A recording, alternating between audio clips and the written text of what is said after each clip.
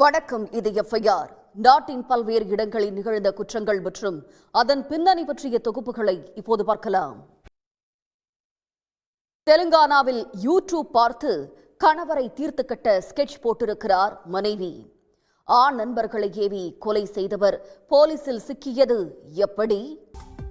புதுச்சேரி ரெஸ்ட்ரோ பாரில் பிறந்த நாள் கொண்டாட சென்ற போது ஏற்பட்ட தகராறில் கல்லூரி மாணவர் குத்திக் கொல்லப்பட்டிருக்கிறார். அதிகாலை 2 மணி ஆன பிறகும் பப்பை விட்டு வெளியேறாததால் ஏற்பட்ட தகராறுதான் கொலைக்கான காரணமா? உத்தரப்பிரதேசத்தில் ட்ரோன்கள் மூலமாக நோட்டமிட்டு கொள்ளை கும்பல் கைவரிசை காட்டி வருவதாக பரபரப்பு தகவல் வெளியாகியிருக்கிறது. 300க்கும் மேற்பட்ட கிராமங்களில் மக்கள் விடிய விடிய தூங்காமல் காவல் பணியில் ஈடுபடுவதன் பின்னணி என்ன?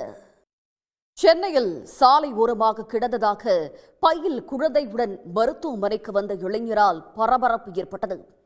காதலிக்கு பிறந்த குழந்தையை தூக்கி கொண்டு வந்து உதவுவது போல நடித்தவர் சிக்கியது எப்படி? உத்தராகண்டில் தனியார் பள்ளிகள் பயன்படுத்தும் மொபைல் ஆப்புகளை ஹேக் செய்து கோடிக்கணக்கில் மோசடி செய்த கும்பலை போலீசார் கைது செய்தனர். ஏஐ வகுப்பெடுப்பதாக கூறி போலி லிங்க் அனுப்பி நூதன முறையில் முறைகேட்டில் ஈடுபட்டவர்கள் சிக்கியது எப்படி? ஷார்ஜாவில் கேரள இளம்பெண் வரதட்சணை கொடுமையால் உயிரிழந்த சம்பவம் தொடர்பாக அவரது கணவரை கேரள போலீசார் கைது செய்தனர். ஷார்ஜாவில் இருந்து சொந்த ஊர் திரும்பியவர்களிடம் நடத்தப்பட்ட விசாரணையில் வெளியானது என்ன? இத்துடன் எஃப்ஐஆர் நிறைவு பெறுகிறது. நன்றி, வணக்கம்.